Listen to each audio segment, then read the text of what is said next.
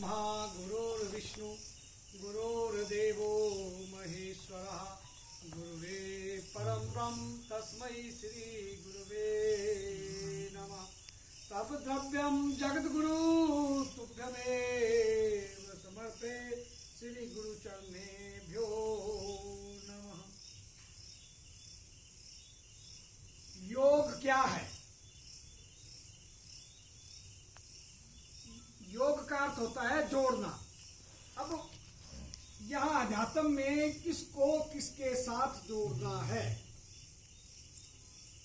वो तो मैंने कल भी समझाया था कि मन और आत्मा को जोड़कर ही ब्रह्म बनता है। आपके भीतर ही है। जब मन जो है बिखरा हुआ है तब जो है वो अलग है। उसका मन आत्मा के साथ आपकी अटैचमेंट नहीं है। उसको मर्ज कर देना है हमें। Merging of unit mind into cosmic mind is योग। उसको ही हम ब्रह्म भी कहते हैं, मर्जिंग ऑफ यूनिट माइंड। अब ये यूनिट माइंड क्या है? ये है यूनिट माइंड जो है वो है मनुष्य का जो मन है, जिसमें एक समय में हजारों विचार आ जाते हैं, मतलब एक से ज्यादा विचार आ जाते हैं। वो है मनुष्य का मन, उसको कहते हैं यूनिट माइंड। अब जो है merging of unit mind into cosmic mind. अब ये कॉस्मिक माइंड क्या है? जब आदमी का माइंड कंसंट्रेटेड होता है, जब आदमी का मन जो है वो एकाग्र होता है, उस मन को कहते हैं हम कॉस्मिक माइंड। कॉस्मिक माइंड क्या हुआ? भगवान का मन, जो सुपर सत्ता है, जो सबसे बड़ी सत्ता है, उसको कहते हैं भगवान, भागवत मन, भगवान का मन। तो इसको दोनों को मर्ज करके वो क्या है? मन और आत्मा। आत्मा जो है कॉस्मिक माइंड है। मन क्या है? वो जो आपका विचार है जो घूम रहा है, वो क्या है? वो है यूनिट माइंड। तो उन दोनों का जोड़, उन दोनों को मर्ज कर देना है हमने और एक सत्ता बन जाएगी। ऐसे क्या है? दो सत्ता है। एक है आपकी आत्मा, एक है आपका मन। जब दोनों मर्ज हो जाते हैं तो जीरो हो जाता है आदमी, क्योंकि वो समाधि में चला गया। भगवान शिव को कहते हैं समाधि में रहता था। तो क्या है? वो मन जो हो जाता है वो समाधि में चला जाता है। और समाधि का मन इतना शक्तिशाली होता है कि जो वो सोच लेता है वो हो जाता है। जब जीरो में ही चला गया मन, फिर कोई इच्छा ही खत्म हो गई। फिर कहाँ रही इच्छा? तो उस आदमी को क्या बोलेंगे? वो आदमी जो है मुक्त है, उसको जीते जी मोक्ष हो गया। लोग कहते हैं मरने के बाद मोक्ष मिलता है। मोक्ष जो मिलता है वो मरने के बाद नहीं मिलता शरीर के। वो विचारों से मुक्ति को ही मोक्ष कहते हैं। जब विचारों से आदमी विचारों की भीड़ से मुक्त हो जाता है, उसको कहा जाता है मुक्ति। वही मोक्ष है। मोक्ष हो गया भी, जब शरीर चला गया तो बस फिर मुक्त मन जो है वो मर्ज हो गया भगवान में। भगवान के मन में मर्ज हो गया। क्या हो गया? भगवान बन गया। तो यही करना है सबको। आदमी कर क्या रहा है? आदमी बोलता है यार छड्डो पड़े भगवान को, क्या भगवान क्या बनना। आदमी को पता ही नहीं है। भगवान बोलते हुए नहीं मैं नहीं हूँ। किसी को बोलता है ना मैं तू ही भगवान है। नहीं मैं नहीं हूँ भगवान। भैया इतनी बड़ी चेतन सत्ता है जो कुछ भी कर सकता है। आदमी कुछ भी कर सकता है। वो जब ठान लेता है तो अब आदमी जो है ना शेर भी आ जाए तो उसको भी हरा देता है। हमारे एक रिश्तेदार थे। एक बार मिर्ग आया, झपटा मारा, उन्होंने उसको छेड़ दिया, उसको ही मुंह से पकड़ के होकर कर दिया। तो ऐसा हो जाता है जब बहुत सावड़े आ जाती है तो आदमी कुछ भी कर सकता है। तब उसके बाद आगे तो बंदूक भी फेल है, लेकिन वो करता तब है जब उसको भय हो जाए। अब कुछ नहीं हो सकता, मुकाबला करना ही पड़ेगा। तब तो वो बहुत कुछ कर लेता है। नहीं तो भय के कारण दुमका होगा। भय जो है, भय बिना होए न प्रीति, ये भय भी जरूरी है। क्योंकि अगर डंडा नहीं होगा ना तो फिर आदमी कुछ नहीं कर सकता। भगवान का देवी का है, सारे डरते माथा टेकते हुए कुछ कर न दे। क्यों? वो भय हो गया डंडा। उसने भी देखा है कि ठीक है नहीं मेरे भक्त बाप से तो मैं भय दिखाऊं। वो क्यों दिखाती है? क्योंकि जब तक अगर स्कूल का बच्चा है ना, उसको मास्टर पहले डंडे लगाते थे, आजकल तो कोर्ट ने बंद कर दिया, नहीं तो पहले डंडे लगाते थे तो वो सूत में रहते थे। आजकल के बच्चे जो है ना, वो किसी के सूत में नहीं है, ना माँ बाप के, ना टीचर के, ना कि संसार के किसी के, वो डरते ही नहीं है, उनका डर ही खत्म हो गया। तो फिर प्रेम भी खत्म हो गया, डर खत्म हो गया तो प्रेम भी खत्म हो गया। जिस प्रेम की जरूरत थी, समाज को इकट्ठा करने के लिए जरूरत थी, वो बिखर गया, परिवार के परिवार बिखर गए। क्यों? वो डंडे का डर जो था, भय भी ना होए न प्रीति, शास्त्र गलत नहीं बोलता कि भय भी जरूरी है।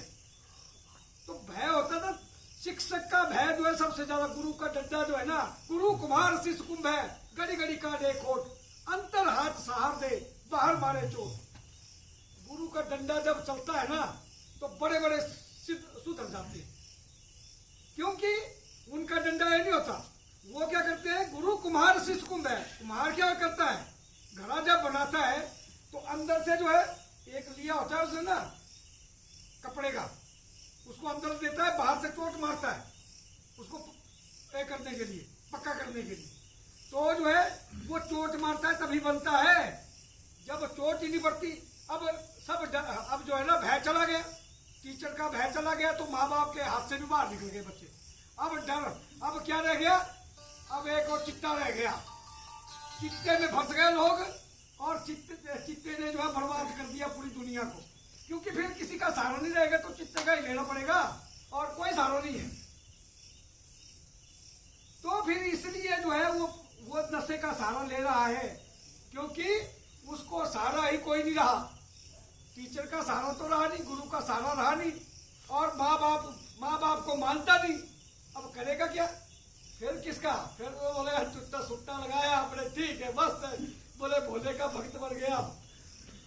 फिर बोलते हैं भोले का भक्त ना, बोलने ने कभी भग पी दी, उसको बकरी बुला दिया।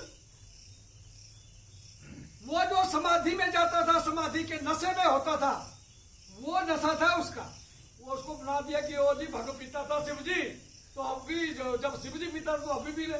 अब ये शिव जी तो भाई सामर्थ्य था उसमें, उसको तो सारे संसार का जहर पी गया हो। जब अमृत कुंड से जब समुद्र मंथन में जहर निकला तो शिव जी पी गया, तो अगर वो भंग क्या है उसके लिए। लेकिन यहाँ तो जो है ना, यहाँ तो एक गोली खा ली, कुकुर की गोली खा ली, तो बस गया पता। फिर नहीं तो माँ बाप को डराते हैं, आज हमको ऐसा करो, नहीं करेंगे तो देख लो सुबह को मैं जो है ना नहर में छलांग लगा दूंगा, या फिर गोली खा लूंगा। डर के मारे करना उन्होंने कुछ नहीं है। लेकिन आजकल के बच्चे जो है ना, माँ बाप पे प्रेशर बना रहे हैं कि ये कर लेंगे हम, तो उसका नुकसान किसको है? उन्हीं बच्चों को है। तो इसलिए भय भी ना होए ना प्रीति, डंडा होना बड़ा जरूरी है।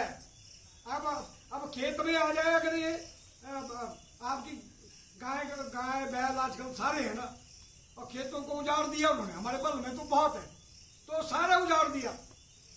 तो अगर उसको डंडा नहीं मारेंगे, उसको बोलेंगे भगवान, वो डंडा रूपी भगवान जो है उस बैल रूपी भगवान को सीधा करेगा। तो वहां जो है तो वो भी उस वक्त डंडा जो है किसका काम करेगा? अगर फसल उजाड़ दी तो फिर कितने लोग भूखे मर जाएंगे, दुनिया भूखी मर जाएगी, फसल नहीं होगी। तो इसलिए उस वक्त काम, भगवान का काम क्या है? डंडा रूपी भगवान जो है उसका काम कर रहा है। इसीलिए आज की जनरेशन को सुधारने के लिए भी डंडा रूपी भगवान चाहिए। भय रूपी, भय तो क्रिएट किया नहीं करती तो प्रकृति अपने आप समझा देती है। प्रकृति सबसे बड़ा गुरु है, जो नहीं मानता किसी चीज को, उसको प्रकृति जो है समझा देती है। प्रकृति क्या है? अब भगवती को बोलते हैं ये भगवती है, ये भगवती आप देगी ना जिस दिन रगड़ा, उस दिन जो है बड़े से बड़े सुधर जाते हैं। तो इसलिए अब आदमी खुद ही क्यों ना सुधर जाए, और सुधरना नहीं चाहता, ना वो गुरु की मानेगा ना माँ बाप की मानेगा, तो फिर किसी की मानेगा नहीं, तो फिर कैसे सुधरेगा? फिर प्रकृति समझाएगी जरूर। ऐसा हो ही नहीं सकता कि उसको किसी को समझाए ना, क्योंकि जिस दिन आदमी बिस्तर पर बढ़ जाता है, उसके पास तो बहुत सारी चीजें हैं प्रकृति में, उल्टा पुल्टा खाएगा, बीमार तो होगा ही, नेचुरली है। बीमार होगा, बिस्तर में पड़ जाएगा, फिर याद आती है यार मैंने अपनी जिंदगी का, जब चलने जाने लगता है ना आदमी, फिर याद आती है मैंने कुछ किया ही। तो इससे अच्छा है कि अभी करके जाओ, ध्यान लगाओ, अपने आप को मजबूत करो। वही जो है इंसान को आगे ले जाएगा, वही ऊपर की यात्रा करवाएगा। नहीं होगा, कुछ नहीं मिलेगा, लेकिन ये संसार तो, संसार की आइटमें तो आपको खुद ही मिल जाएगी। जब हम इसकी यात्रा करते हैं, योग की यात्रा करते हैं, जब हम यहाँ रीढ़ की हड्डी के पास जो है आपकी कुंडली शक्ति है, जो इसको शक्ति कहते हैं, वो शक्ति आपके भीतर है, रीढ़ की हड्डी में। रीढ़ की हड्डी में नीचे से लेकर ऊपर तक वो सीधी बैठी हुई है। जिस दिन उसकी ऊपर की यात्रा शुरू होती है, बीच में जो है स्वर्ग आता है। स्वर्ग की सभी चीजें आपको उपलब्ध होंगी, लेकिन उस यात्रा को करो तो सही, वो तो मिल ही जाएगा, पर लेकिन उस यात्रा को करता ही कोई नहीं है, जाना ही नहीं है ऊपर।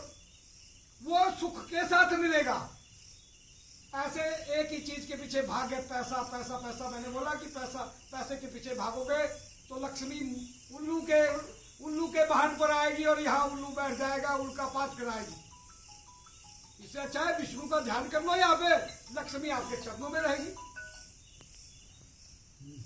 तो जिंदगी में भय का होना भी जरूरी है। और योग के बारे में हम डिस्कस कर रहे थे। योग है, योग से जो है हमारा मन और आत्मा का मिलन होता है। तो मन तो आप समझ गए, कल भी समझाया था मैंने। अब इसका प्रश्न था कि ध्यान क्या, ध्यान कैसे करना है। अपने आप को देखो, ध्यान है अपने आप को चेक करने की अवस्था। अपने मन को हमेशा देखते रहो, कहाँ जा रहा है। जाते जाते वो जब जिसको उसको देखते जाएंगे तो ध्यान आपका 24 घंटे हो जाएगा। देखो भाई मेरा मन कहाँ जा रहा है, रोकना नहीं है उसको। रोकेंगे तो वो शक्ति है, अब शक्ति को कोई रोक सकता है? अनंत पावर है उसकी, इनडेफिनिट, इनफाइनाइट पावर जिसको बोलते हैं, उसकी अनंत पावर है, तो उसको रोक नहीं सकते आप। आपके पास जो है इतनी शक्ति नहीं है कि उसको रोक लेंगे। हाँ, जिस दिन आप मेडिटेशन करने लग जाएंगे, ध्यान करने लग जाएंगे, उस दिन जो है उसके बाद आप में पावर आ जाती है। बड़ी से बड़ी पावर को भी आप रोक सकते हैं, पर वो आएगी तभी जब आप अपने मन को रोज चेक करना शुरू कर देंगे। क्योंकि जितने विचार घटाते जाएंगे आप अपने मन से, है खेल विचारों का ही है। विचार से सृष्टि प्रकट हुई है और विचार में ही एंड हो जाती है। कोलैप्स कहाँ होती है? जब विचार खत्म हो जाता है।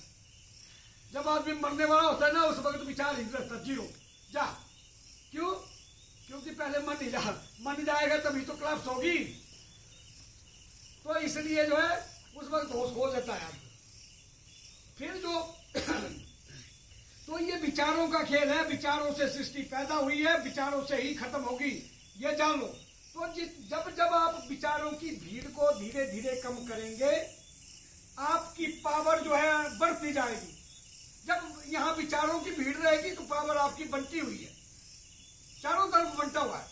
तो उस पावर को गेन करने के लिए अपने विचारों की भीड़ को घटा दो। विचारों की भीड़ घटेगी कैसे? वो उसका एकमात्र उपाय है, अपने विचारों को देखते जाओ। और भी बहुत सारे विचार हैं, गुरु मंत्र है, वो तो सबसे ऊपर है, लेकिन जनरल जो है वो अपने विचारों को तो देखो। जब गुरु का मंत्र मिलेगा तो गुरु का उसके हिसाब से करो,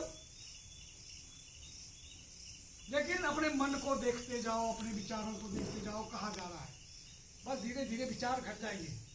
जब बोलेंगे हम कि अब मान लिया एक है, अपने मन को बोलते हैं हम कि अरे बंदर मत देखना।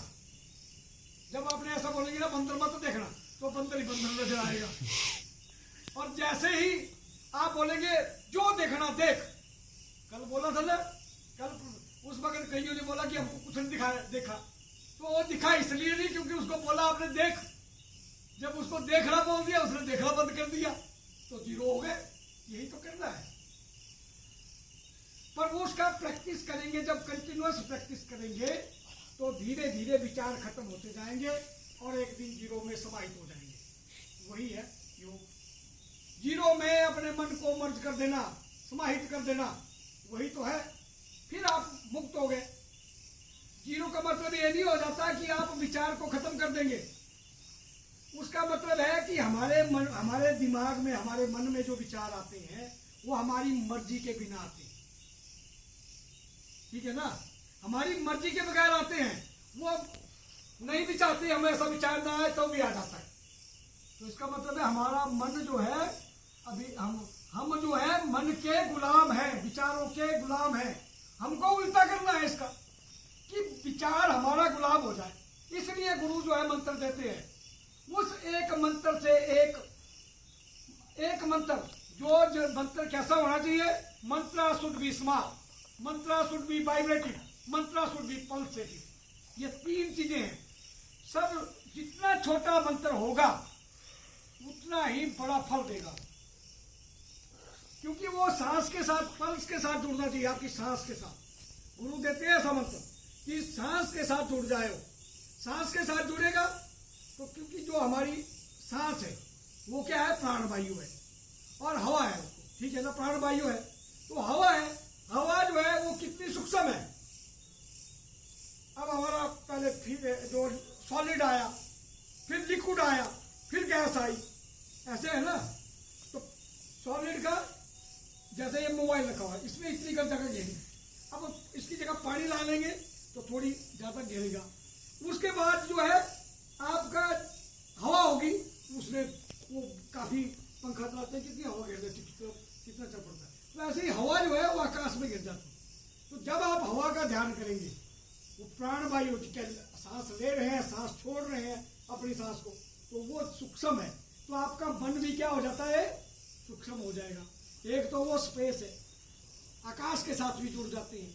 जैसे ही आकाश के साथ जुड़ेंगे तो फिर उसके बाद जो है मर्ज हो जाएंगे आप परमात्मा में, क्योंकि आकाश के बाद जो है space is God and God is space, ये भी कहा जाता है। तो परमात्मा से तो खुद ही जुड़ जाएंगे। इसलिए होता है mantra should be small, mantra should be pulsative, मतलब आपकी सांस के साथ चलना चाहिए, पल्स के साथ चलना चाहिए। उसके बाद मंत्रा शुड बी वाइब्रेटिव, ऐसा मंत्र होना चाहिए जो आपको वाइब्रेट कर दे ऊपर से लेकर नीचे, नीचे से लेकर ऊपर तक।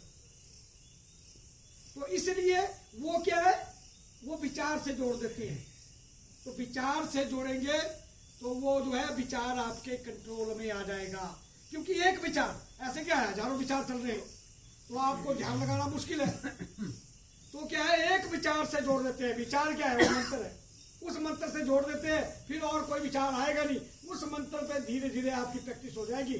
तो एक मंत्र आपका, वो विचार जो है, मंत्र रूपी विचार जो है वो आपके कंट्रोल में आ गया तो पूरी सृष्टि कंट्रोल में आ गई आपकी। वो शक्ति, वो महामाई, वो माता, वो जो है उसकी उसमें आ गए आप।